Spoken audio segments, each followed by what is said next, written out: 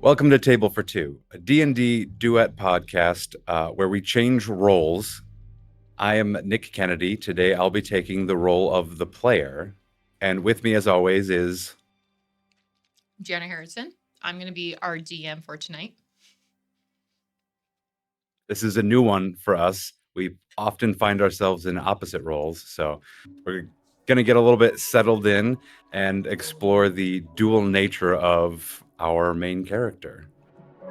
And tonight should be a really exciting one because we're going to definitely explore deeper into the psyche of our main character for Table for Two. Before we dive in, though, let's recap what happened over our last two sessions. So we met Quinn, an inquisitive wizard who has been tasked with finding the source of the decline of the arcane or magic in the world of Barnes. Quinn and one of their research partners went to go meet over at the conservatory or the academy where they work.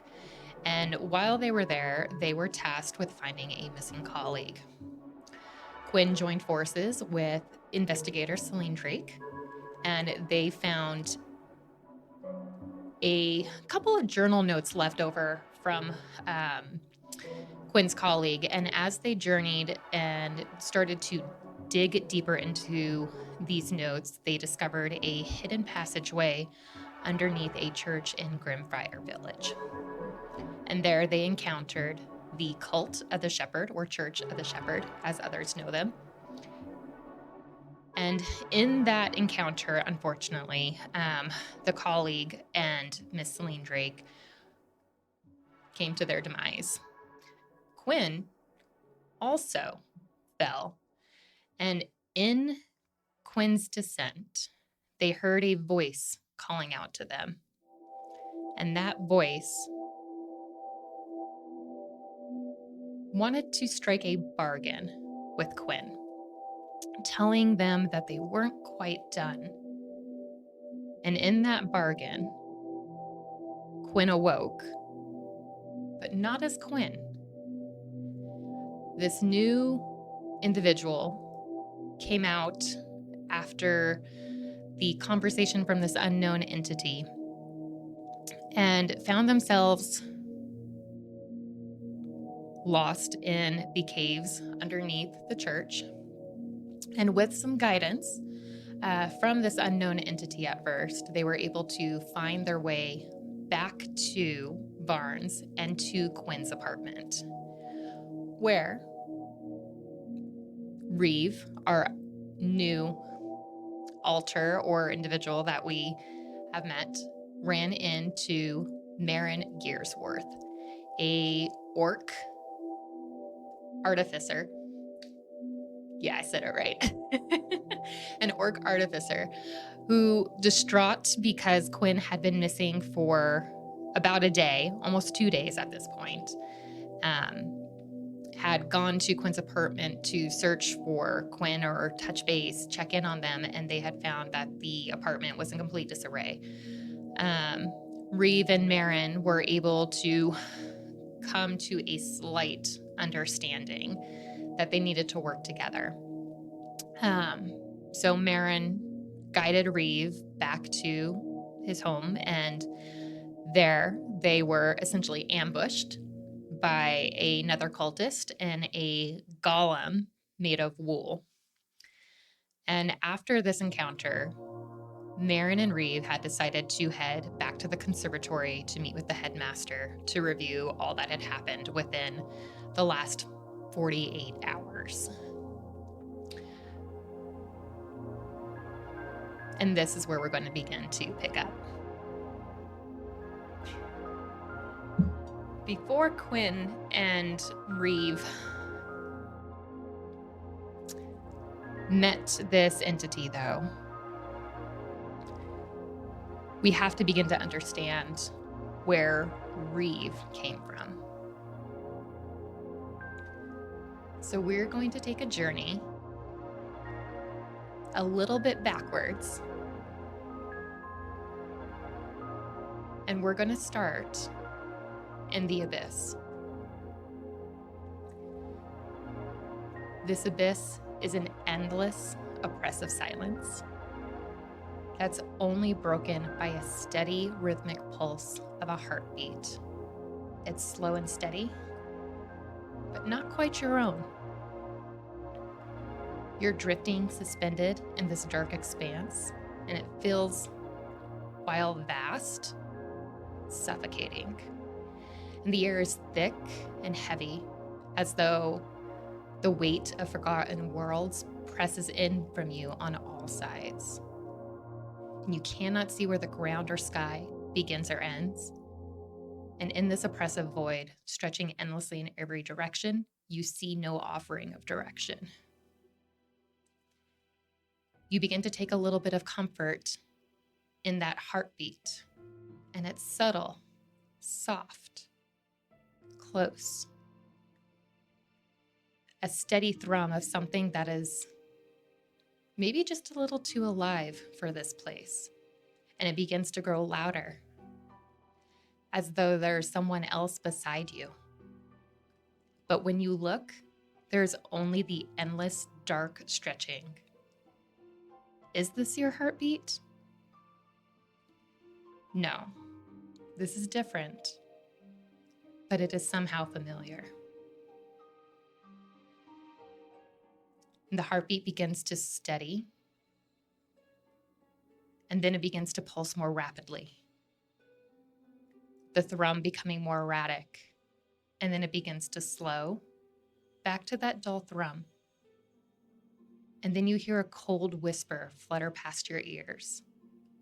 The voice isn't clear, and it's not even a full sentence, but a murmur, soft and fragmented, like broken memories. And you can't quite make sense of the whispers, but you feel them gnawing in the back of your mind, as if there's something or someone brushing against your consciousness. Something is trying to reach out. And you try to focus, try to understand, but there's no offer of clarity or escape. Then a small flicker catches your eye.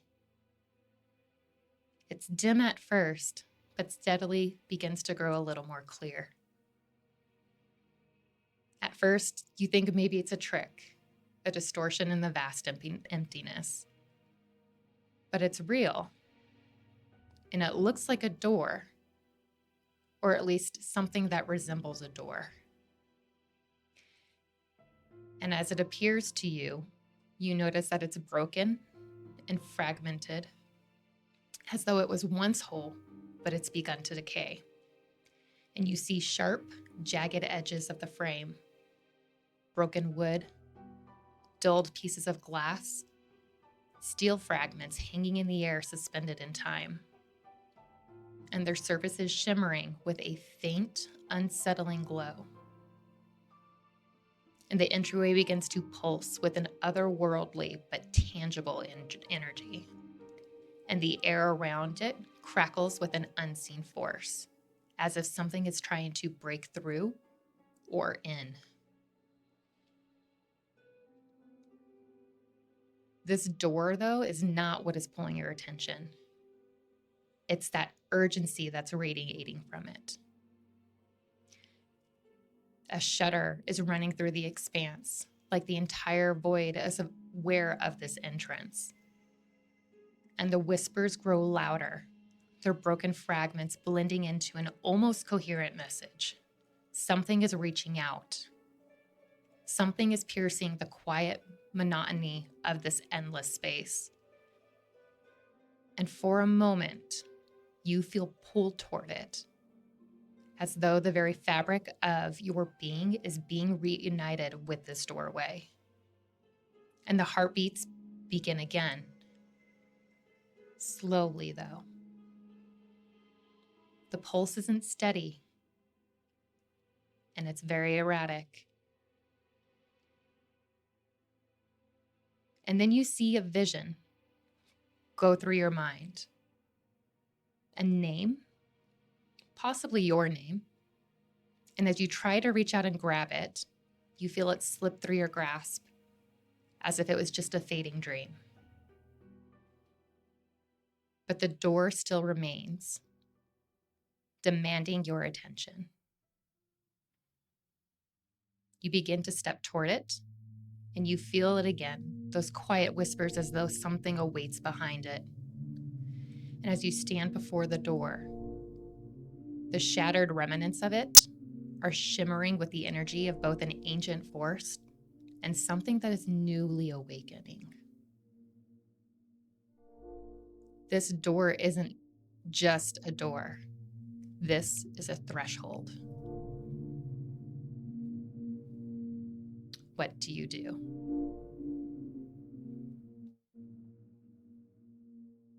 I still hear the heartbeats. Slow, steady. Is the doorway fading at all?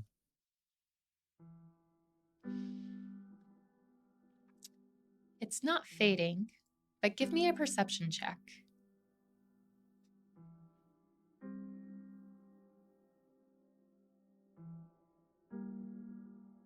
I rolled a 15.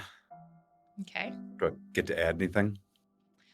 You would add your perception. So, and I want Okay. to say that Reeves I is have a +4. 4. Yeah. Okay. So, So 19. okay. Beautiful. As you start examining this door, trying to discern whether it's fading, you start to see fragments of a possible memory. Something about a pact, and that there's a dark presence now in the void around you.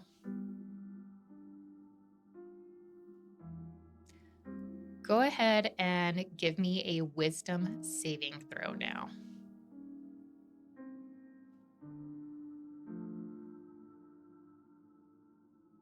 12. 12. All right, go ahead and roll a d6 for me. 2. You're going to take 2 points of psychic damage. And if you haven't already, you should have healed up Reve, so they should have full hit points. Okay. Let's see here. Sorry, give me a sec.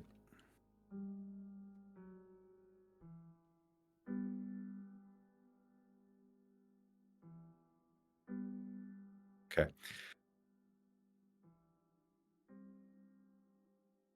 So feel this psychic pain as I sense this presence in the void behind me. Yes. I'm going to reach out and place my hand on the door. All right. Go ahead and give me an insight check.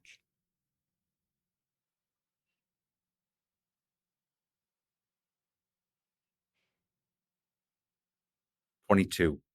Ooh, that's beautiful. Okay. When you place your hand on the door, you suddenly start to understand the whispers that are surrounding the door. You understand that they're coming from Quinn. You recognize the name and it feels familiar, but you feel that you need to push through this door to find the true source of the heartbeat.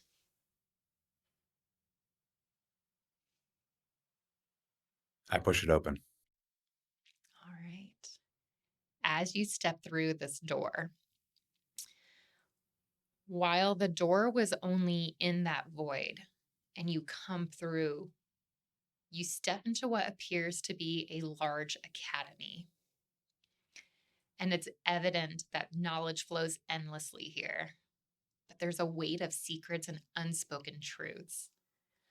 And they're pressing heavily against the walls. But you'll also notice this seems distorted and almost like a labyrinth, and that the nature of this academy has begun to become warped. You'll notice that there's a blend of Victorian stonework and arcane architecture, and that along the walls, Our bookshelves stretching impossibly high to the ceilings that are filled with tomes that are humming with an energy. And the air is heavy with the scent of old parchment and dust. But there also appears to be an undercurrent of something else, a scent of burning incense, but you can't find or see any visible source of that. So as these halls stretch on, seemingly endless, and winding through towering, crumbling stone arches, the ceilings are often obscured by these shadows, and light is flickering unpredictably. You hear the sound of soft footsteps around you, but when you turn the corner, the hallways are empty and silent. And you hear the sound of whispering pages. You begin to come to the crux of the academy, and you see three paths in front of you.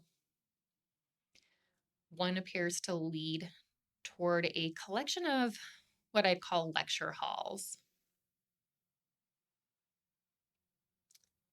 There's a door directly in front of you that is labeled as the library. And then to the right of you is another path that appears to lead toward an atrium. And you can see that there's a long hall, and at the end, an impossibly high dome. You will have noticed that the path that you were walking down appeared to be a collection of study rooms or labs, but the doors were constantly shifting. The library door open in front of me. It is closed. All of the doors here seem to shift with an uncertainty, and all are closed. They're constantly morphing and distorted.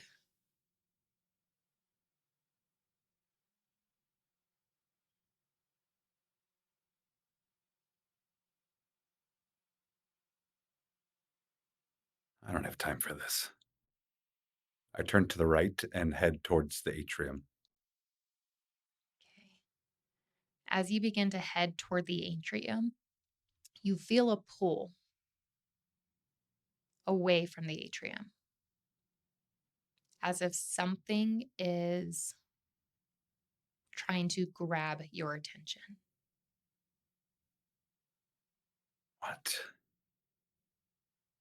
I try to kind of listen to that and intuit what it's telling me. Go ahead and roll another insight check for me.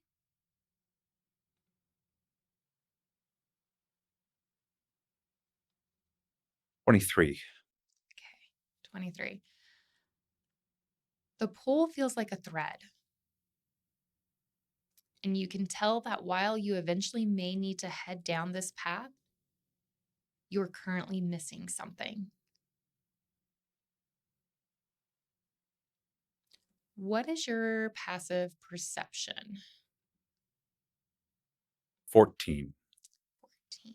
Okay. You feel something quietly behind you.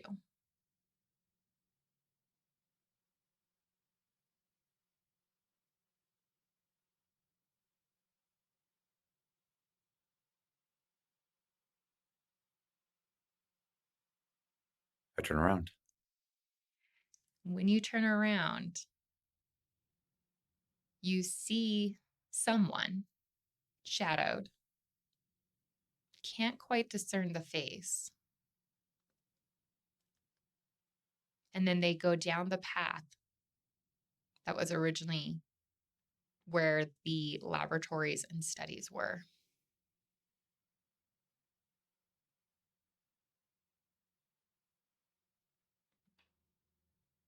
I call after them and I start to follow. You don't get a verbal response when you call after them, but you do feel that they are urging you.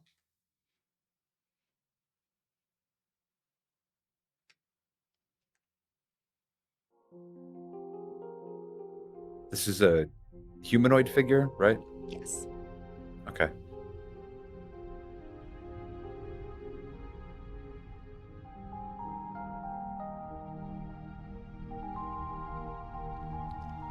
I just keep following. All right. As you continue to follow them, you come back to the hall where you had originally came from.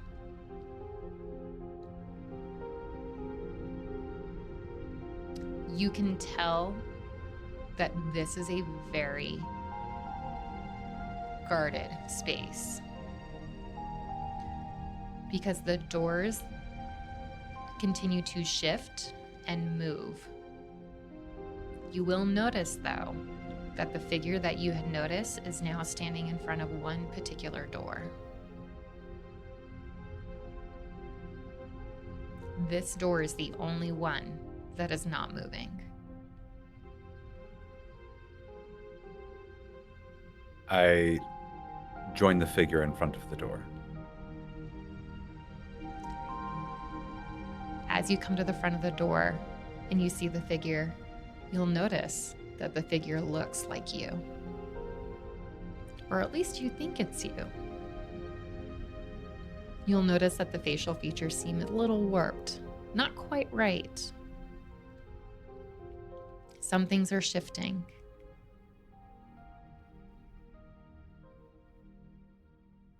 I look straight in its morphing face. What are we doing here? The key. What? You need the key.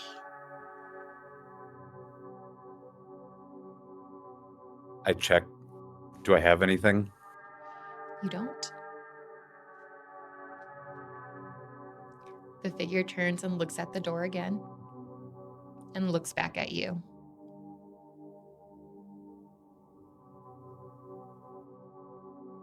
Just reach out to the door. Okay. Go ahead and roll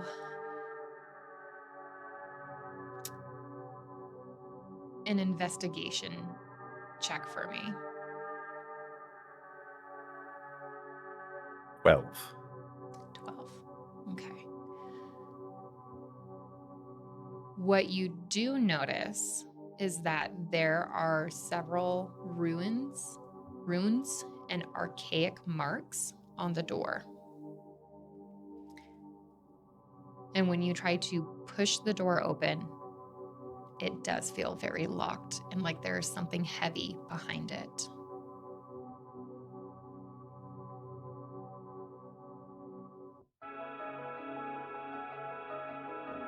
You can't read these, can you? The figure looks at you and just shakes their head and says, "This is not my quest."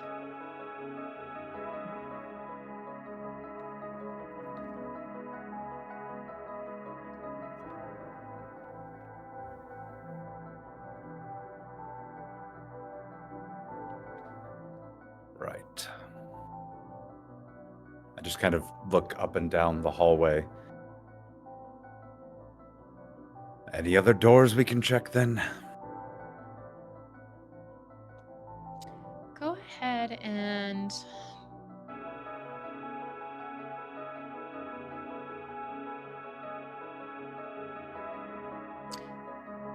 give me an Arcana check.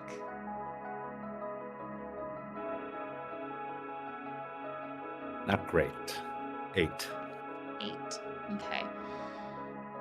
So you can tell that there is some magic that is locking this door.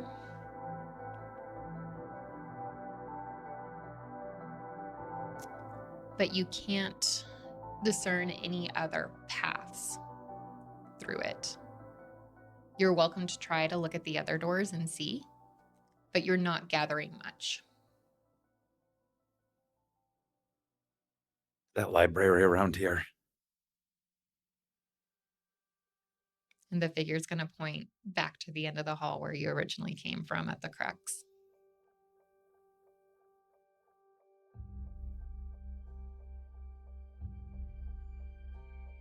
Not a big fan of research, but kind of at my wit's end here, so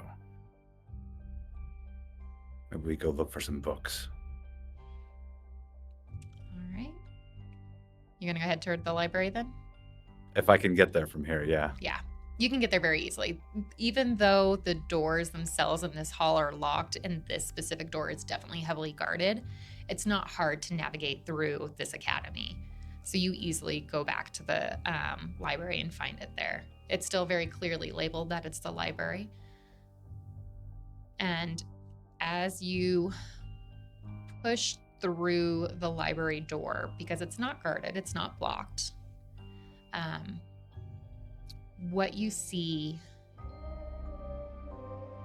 well, what you feel first is this is a place where there are truths and falsehoods intertwining. And this room, this library, this vast collection of knowledge, it also feels ancient, but it's been forgotten. There's towering shelves that just extend into obscurity. Their contents are very clearly mixed between perfectly preserved books and crumbling tomes. This library feels alive in its own way.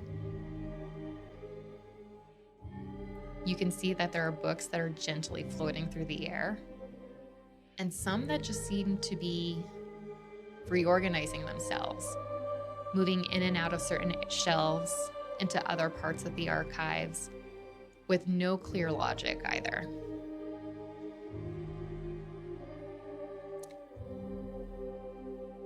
Again, you notice those flickering lights. As you look up, you'll see that it's actually fireflies. But in the center of the room is a pedestal and sits a single open book.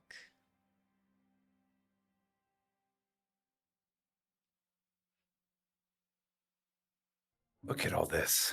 What a bloody waste. All this energy just yearning to be free.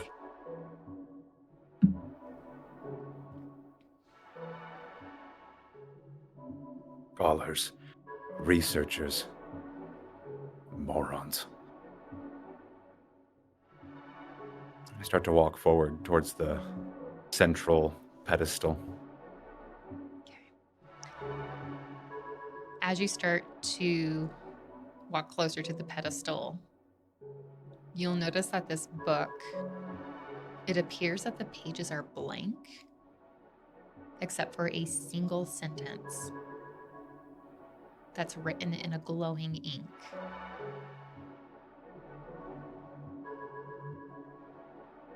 Can I read it? You can read it. As you read it, you see the words, "To find what you seek, you must rearrange the past."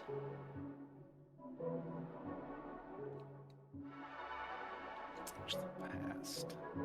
You also begin to hear whispering voices.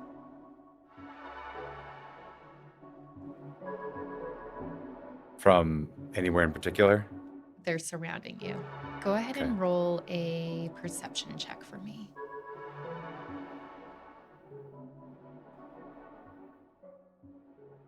21. Ooh, very nice. So you'll notice that the whispering voices sound like memories. And as you begin to tune in more to those whispers, you'll also notice that the shelves in the archive are shifting and they're changing positions or disappearing entirely along with those whispers. You see a few books that are falling to the ground. Their pages are flipping over or open. And you see arcane symbols within those pages. And you'll notice that some of the clusters of books that fell have an unusual pattern on them. One that is familiar, but newer. Okay, I want to get a closer look at that. Okay, go ahead and give me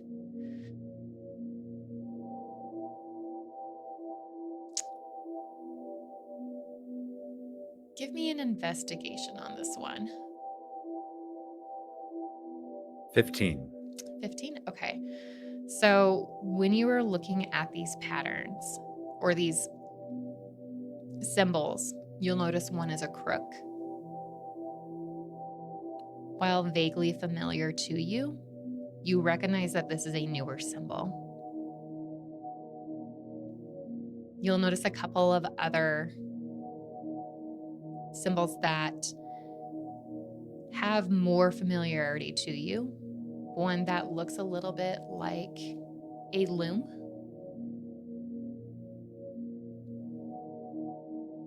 A coat of arms.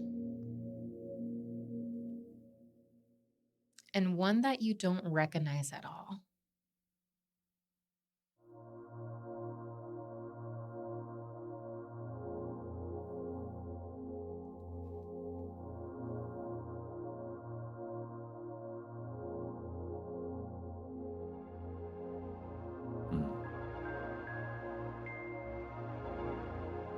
Can I try to identify this symbol? Go ahead and give me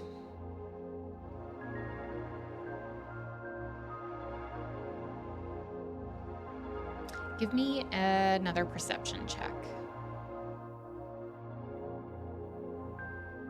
14. 14. When you go to identify the symbol, what are you doing? Are you reaching out and touching the book? Are you just observing it? Touching it. Okay. I need you to go ahead and give me a saving throw. Wisdom saving throw.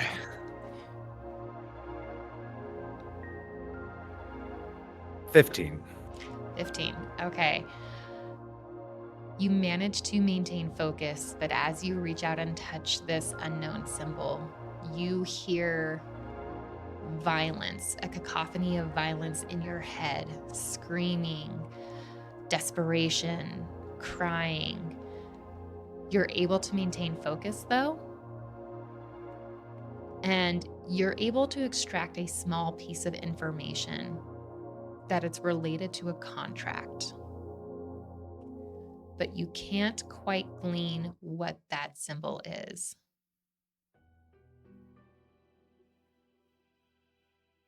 And this symbol is just on one of these books, right? So Yeah. I'm picturing like a pile of books, each one with its own symbol on it. Is that correct? Right. Yep. Okay, so I start to shut them Okay. and just start rearranging them on the floor in front of me. Okay. The unidentifiable one I'm going to place all the way to my right. Okay.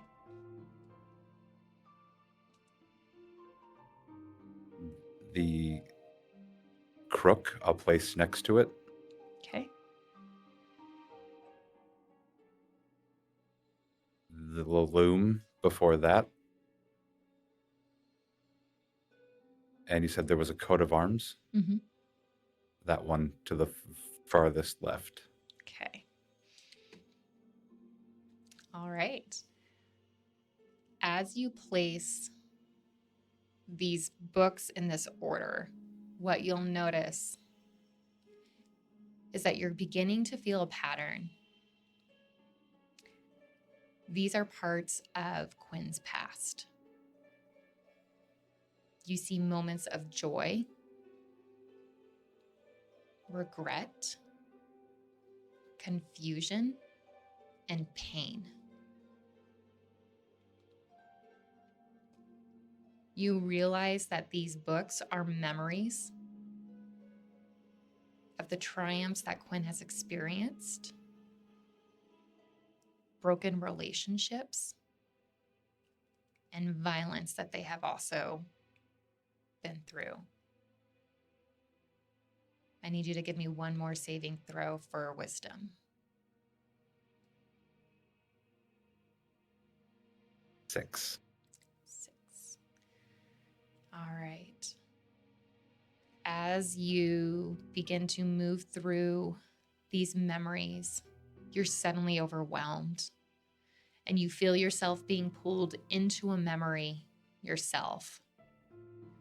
You're disoriented, but you feel this sudden pain in your chest. You feel this sense of desperation, a sense of desperation from failing.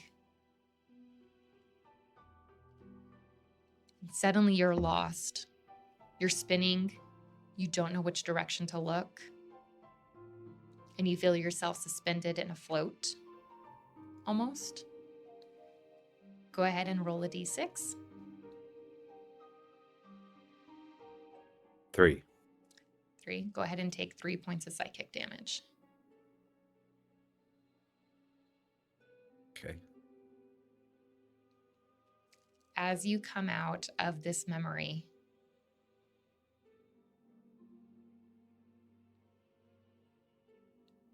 what do you begin to do?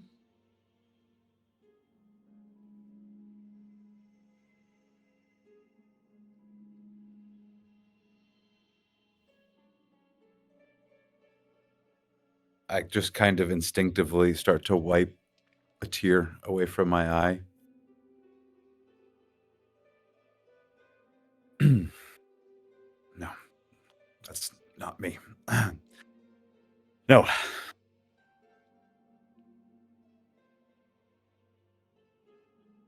I just try to like center myself and I find that I'm like kind of disheveled on the floor, so I just kind of like sit down on my feet and take like a sort of meditative pose and just try to like slow my breathing a little bit.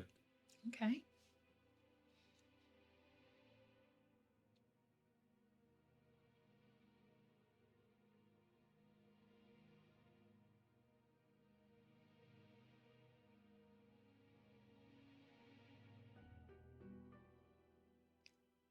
Go ahead and, well, actually, let me see here.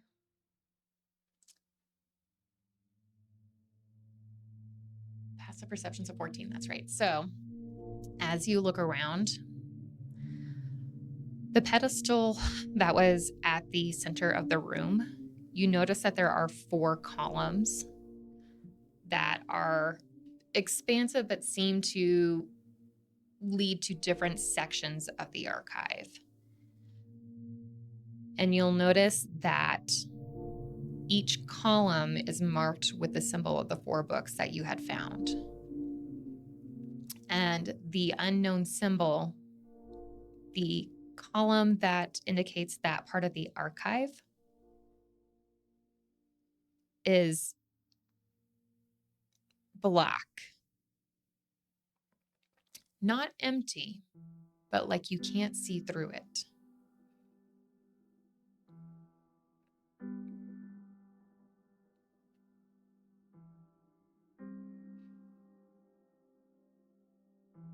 Grab that book Okay. and walk towards that column. Okay.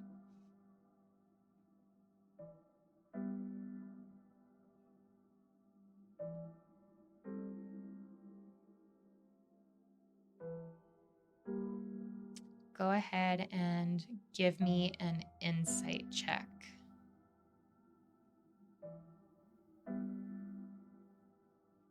15. Nope, sorry. Yeah, 15. 15? Okay. All right. As you have picked up this book, you feel the pull of that area of the archive. And as you begin to walk toward it, you'll notice that books are starting to shift and align as you move through. Are they aligning like in the order that I had placed them? Yes. Okay. As they're beginning to align and you come closer to this edge of this void for the archive of the unknown, you start to feel the wave of another memory come through. And you're feeling that the shift in Quinn's memories are starting to piece together. You realize that there is a core truth that Quinn has kept hidden in this archive, in the archive of the unknown. And as you begin to approach it, give me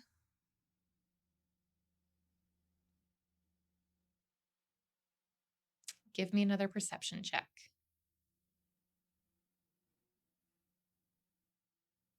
16. Suddenly you feel a weight in your pocket. I reach in. And as you reach in, you wrap your hands around a small key.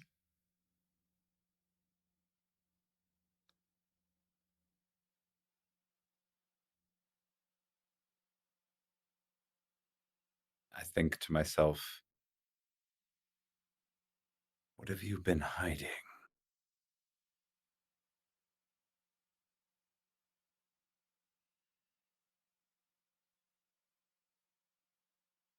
I hold on. Well, no. Can I take the book off the pedestal Yeah.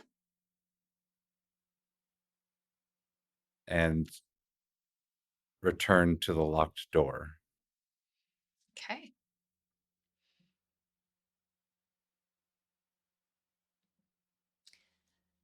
So as you return to the locked door, you'll notice that the figure is no longer there.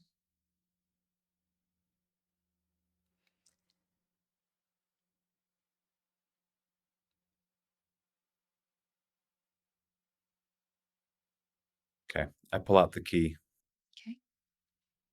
and I'm assuming there's Yeah. a keyhole for it to fit into. Okay. Yep. Yep. As you put the key into the keyhole, you'll notice that the runes that were on the door start to light up in a pattern. And then the door suddenly feels light and you can push it open. I throw it open. All right. As you enter this study, you find that it is oppressively quiet. You have a subtle sense of unease begin to creep in. And you can tell that this study does not want to be disturbed. And you begin to hear those heartbeats again. They're a bit louder in this room,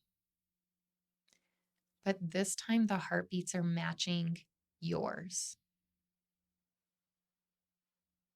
And it feels like the room is aware of you and is watching you.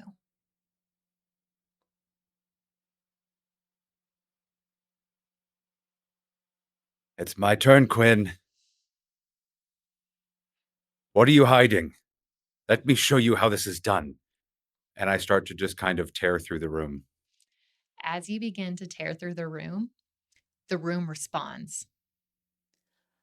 Books start flying off their shelves, papers begin swarming in the room, and everything begins to shift violently.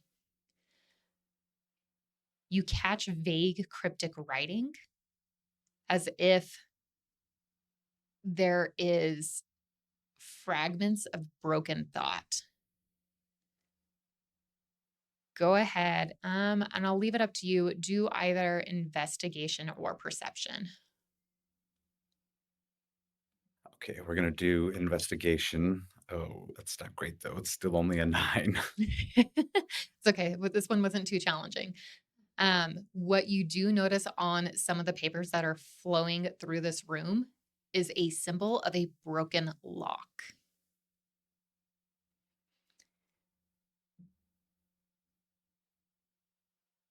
Can I grab one as they like fly past me? Yeah, go ahead. Reach out and grab one. Go ahead and give me just do a straight dexterity check. Okay. 16. You easily just reach out, pluck it from the air as it's swarming around you. And as you examine this picture of the broken lock, you realize that it's shifting in its appearance.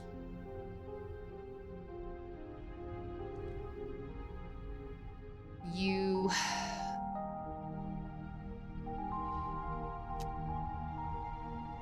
you notice that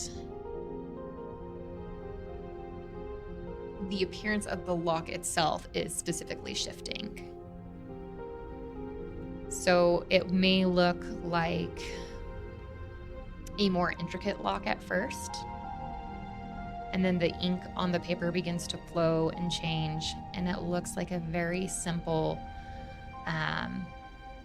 almost like a chain lock. And then it shifts again, and you notice that the next look is more like one of those standard like key shifting open locks, and then it looks like a door lock. And this just continues as you look at this piece of paper. But they all look broken or They're all broken in some way.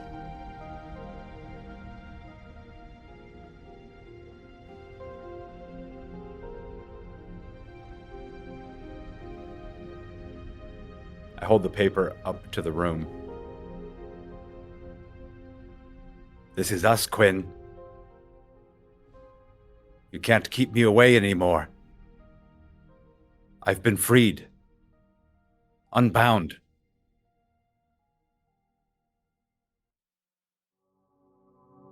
Does the room respond at all? Everything drops. And what catches your eye more specifically is that there's now a journal sitting in the desk in the center of the room.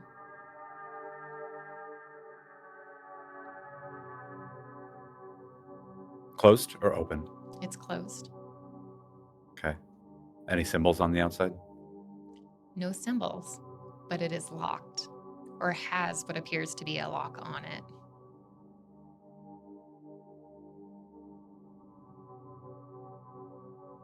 No more secrets, Quinn.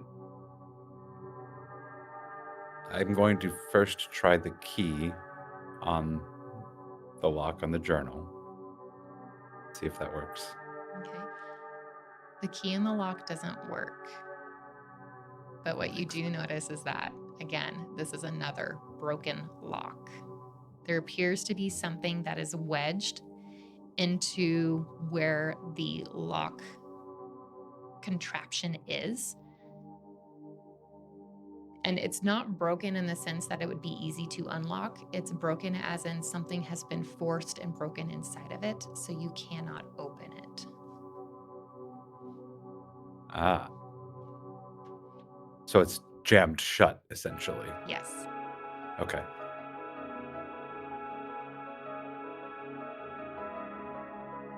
And I break it completely. You can certainly try. What does it look like when you're trying to break this lock? Depends. Can I conjure my pact weapon here? Ooh. You can. Okay. We must do this the hard way, Quinn. And I conjure my trident in my hand, place the book on the floor, and standing over it, just thrust down into the lock. All right, go ahead and roll to hit.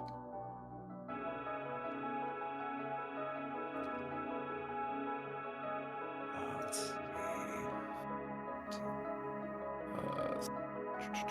20. Dirty 20.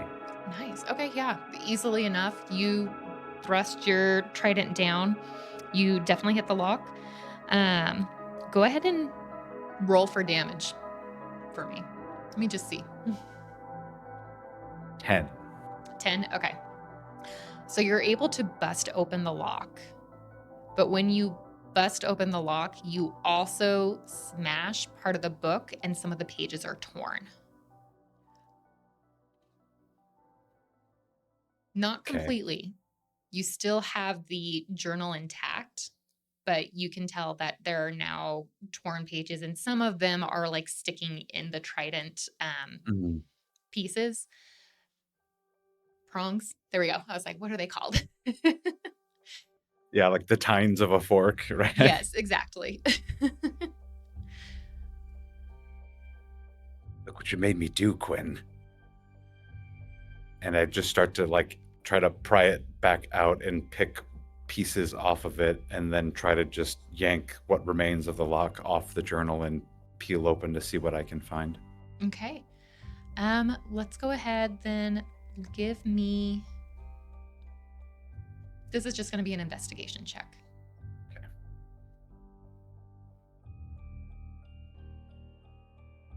17. Okay.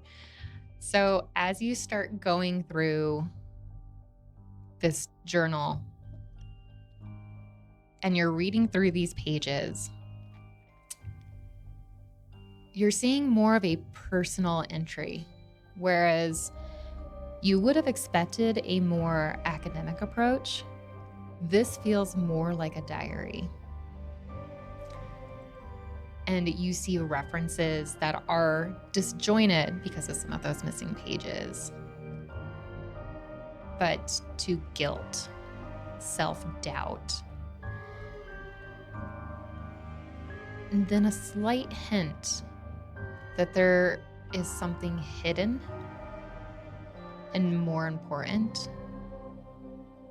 but you can't quite gather what it is.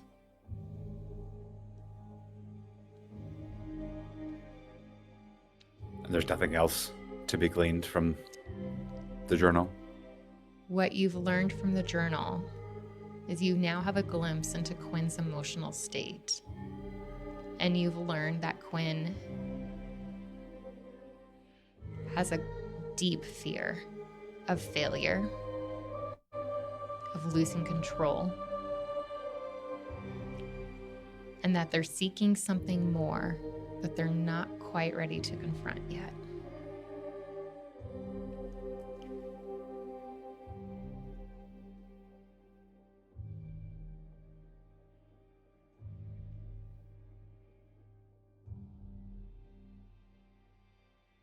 You begin to hear that heartbeat again.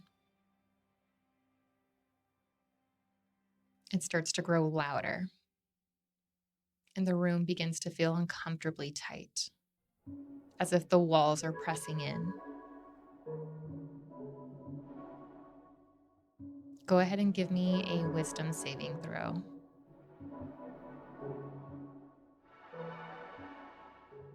6. 6. You begin to become overwhelmed by the oppressive feeling in the room. The heartbeat, which originally seemed like maybe an invitation, now appears to be a warning. You start to feel suffocated. You start to feel this overwhelming weight pressing down onto you. Go ahead and roll a d6.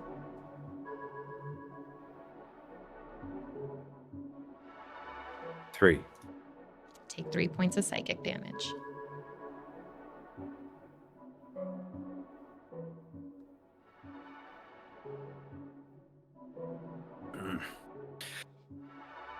There's only one way to learn how to swim, Quinn. You have to jump in the water. I grab the book and I walk out of the room. Okay. and I start to like speed walk back to the library. I'm just picturing that fourth black column as kind of having like that whole area was darkness. Did I understand that correctly? Yes. I chuck the journal into the darkness. Oh, interesting. Do you say or do anything as you chuck it in there? Welcome to the deep end. And then I walk back out of the library. All right. As you come out of the library, you see the figure, the shifting form of Quinn. Again, those morphing facial features. Maybe the eyes shift, the cheekbones go higher, lower. The cheeks begin to look a little more sunken in. The forehead broadens on occasion. Go ahead and give me a insight check. We'll do insight on this one. 23. Awesome. You realize that this shifting figure is one of Quinn's avatars that hasn't quite come to fruition and almost serves as a guide in this space.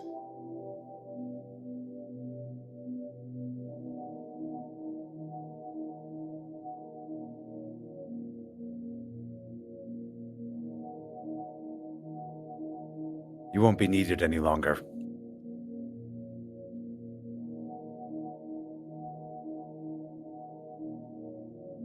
As you say that, the avatar begins to fade.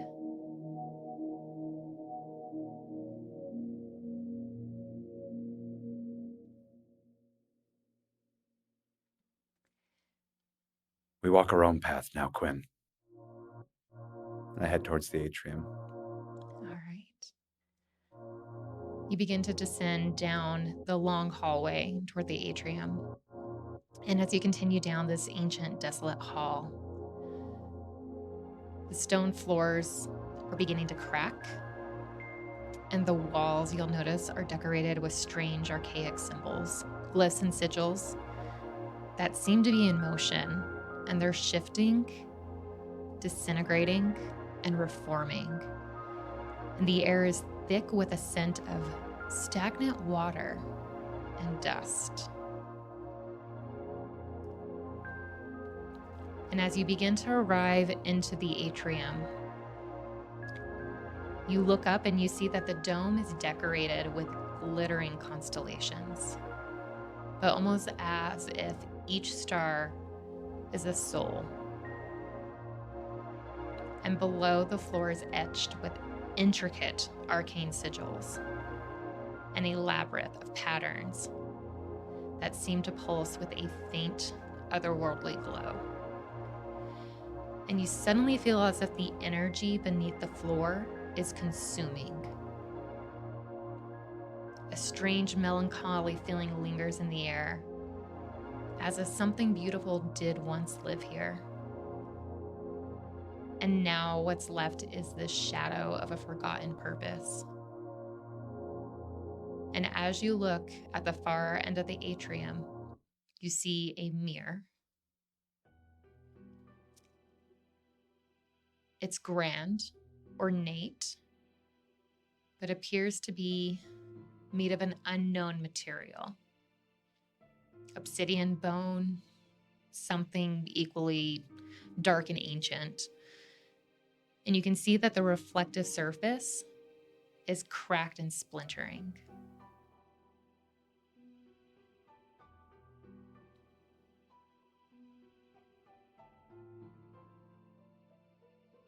I want to take a closer look. Okay. As you begin to approach the mirror, you notice that the fragments of the surface look like shattered windows and more like you're looking into different worlds.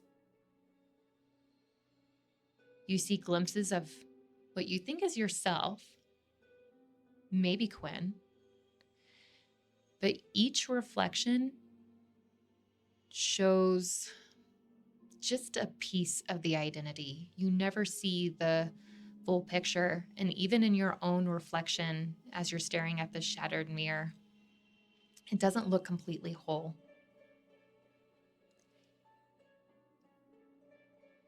And you find it impossible to focus on any one piece of this mirror for too long. And you notice that above the reflection, there appears to be an etching on the top of the mirror.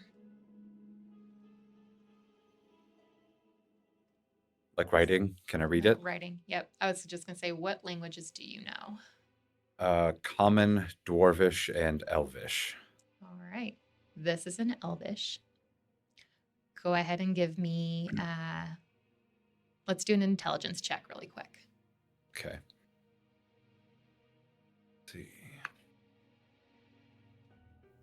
6. Okay.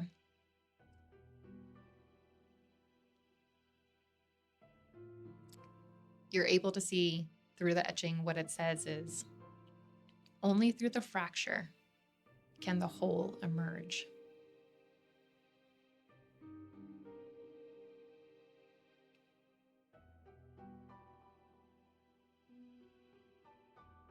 Hmm.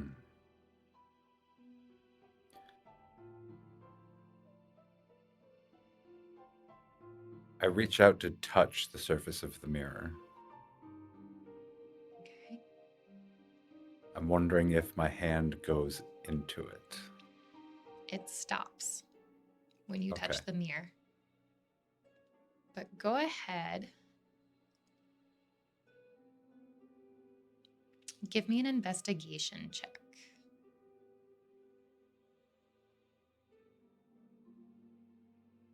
15. All right. As you reach out and touch the mirror, you start to look into one of the reflections. You see a clue in that reflection.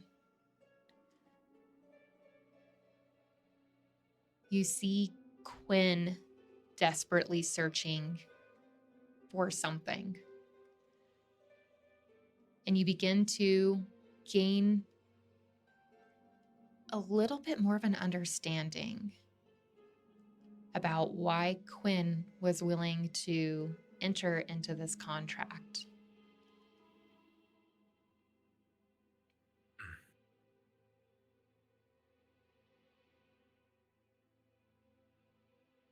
Magic?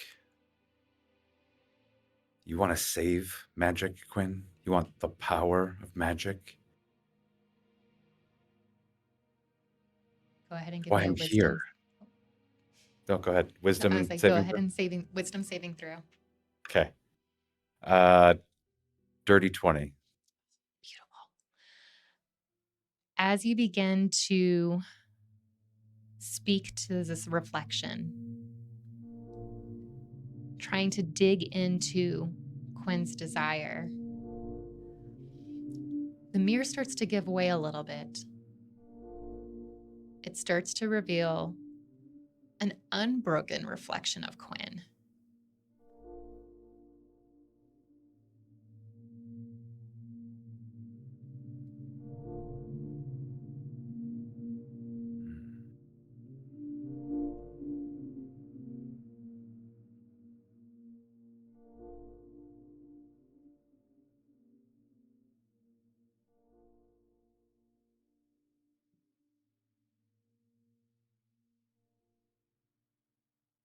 I just kind of stand there and consider for a few moments, but then I will eventually, I think, say, "And why are you so afraid of failing? You haven't even tried yet. You want to save magic, you have to do something. This is doing. Let's keep doing."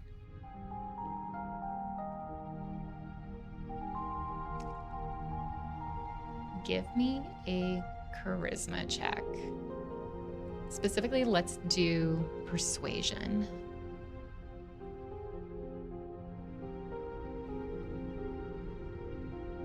Dirty 20. As you start to talk to the reflections, you realize that the mirror is starting to give a little. You can feel your hand starting to push through. You start to feel a connection you hadn't felt before. You start to feel this heavy weight of fear, of confusion, of brokenness start to lift slightly.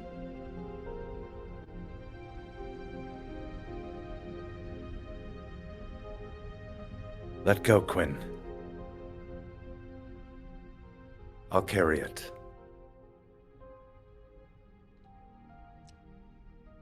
As you say that, you feel yourself fall through the fractured mirror and start to descend into what feels like cold at first. You feel numb. And then suddenly you catch your breath. You begin breathing quickly. And you start to feel other sensations across your skin. You feel a dampness in the air. You feel the cold against your side. And you sit up and you look around. And what at first appears to be a black void, your vision begins to clear. And you see stone stalactites and stalagmites surrounding you and an altar in front of you. And that is where we're going to end. Holy fuck.